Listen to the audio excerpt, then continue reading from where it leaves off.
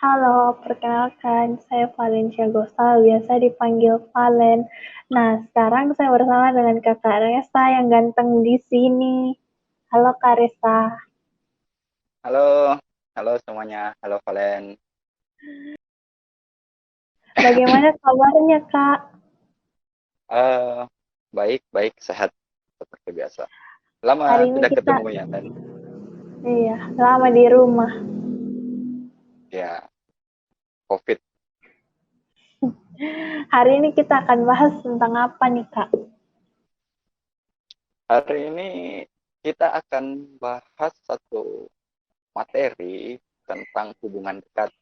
Nah, karena dalam psikologi sosial itu ada satu submateri namanya hubungan dekat seperti itu. Dan kita akan mengupas itu di hari ini. Asik nih pembahasannya. Relatekan dengan kehidupan. Jadi, eh, relasi itu penting nggak sih Kak dalam hidup ini? Penting atau tidak ya, bahwa pada dasarnya relasi itu bagian evolutif itu salah satu mekanisme untuk bertahan hidup Len, bagi manusia itu. Makanya kenapa kemudian kalau kalian bertanya relasi itu sangat penting. Untuk apa? Untuk kelangsungan manusia terutama ya. Nah, jauh-jauh sebelumnya tuh banyak tokoh pencetus teori baik di sosiologi, antropologi maupun psikologi yang mengatakan ya salah satu bentuk mekanisme pertahanan membangun relasi. Gitu.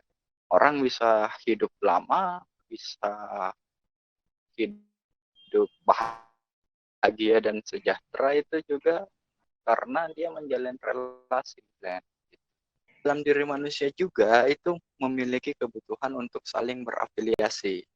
Ada kebutuhan untuk berafiliasi dengan orang lain seperti itu. Dan itu dalam diri manusia sudah menjadi motif dasar. Tidak ada bagian dari pengalaman manusia yang lebih penting daripada keberlangsungan hidupnya itu. Selain hubungan antara manusia itu, antara individu itu dengan hubungannya dengan yang lain seperti itu.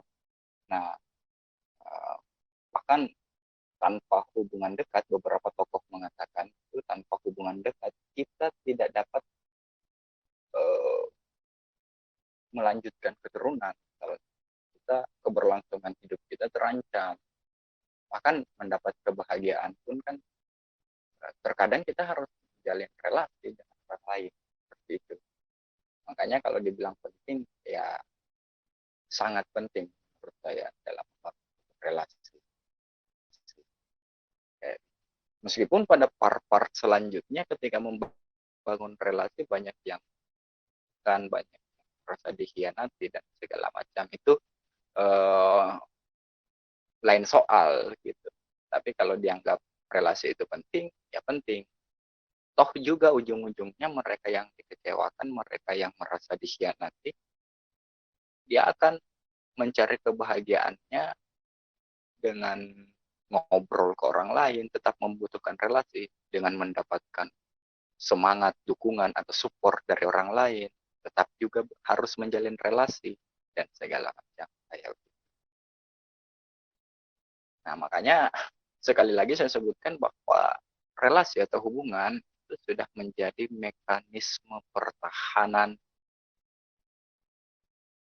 dalam hidup manusia. Kayak Nih Kak, yang paling penting, gimana sih kita bisa membentuk suatu relasi itu?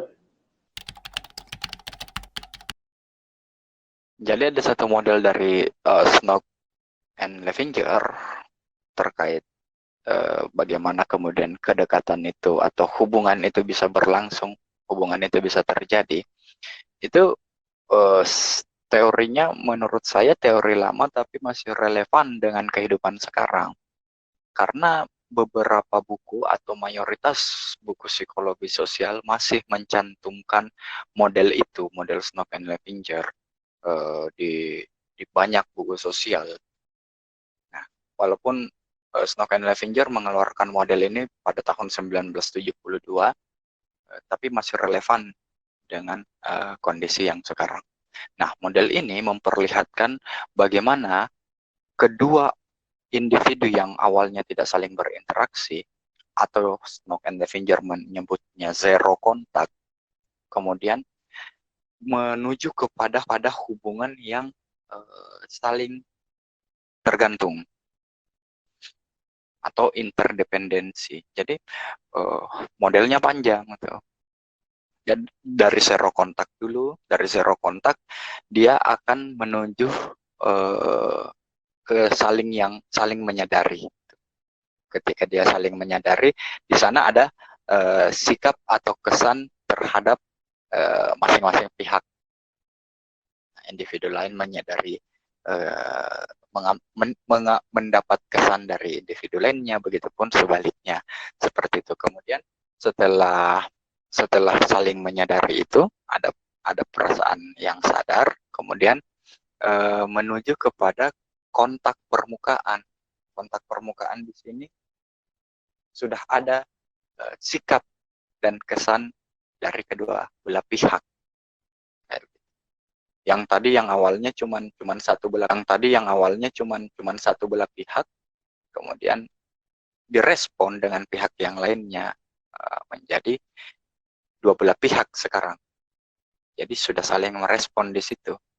Nah, setelah itu muncullah mutualitas. Mutualitas di sini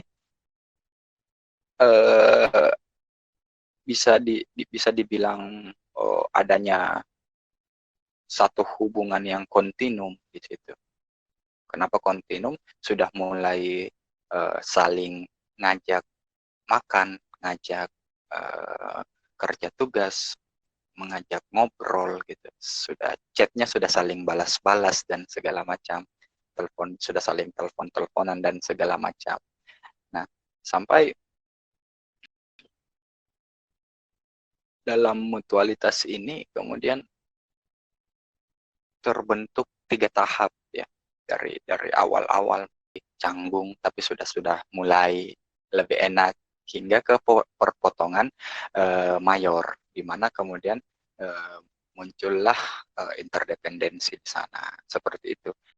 Akhirnya hubungan timbal balik terjadi, hubungan resiprositas terjadi, sudah saling akrab dan segala macam. Akhirnya terjadilah hubungan dekat itu, seperti itu yang dikemukakan oleh Snook and Levinger modelnya. Nah, kalau sebabnya karena apa? Saya pikir ada banyak ya sebabnya, karena konsep dasarnya ya manusia itu sebagai makhluk sosial. Kita tidak bisa melepas itu. Manusia sebagai makhluk sosial di sini itu dapat diartikan bahwa manusia itu ingin memiliki, dan jika ia merasakan hal itu dalam hubungan, merasa didukung, merasa ada support di sana karena suatu hubungan itu, maka manusia cenderung akan merasa hidupnya lebih bahagia, lebih sehat, dan cenderung merasa bahwa keberlangsungan hidupnya itu terpenuhi, seperti itu. Itulah makhluk sosial. Kenapa kita harus menjalin sebuah relasi? Kenapa kemudian manusia ingin menjalin sebuah relasi seperti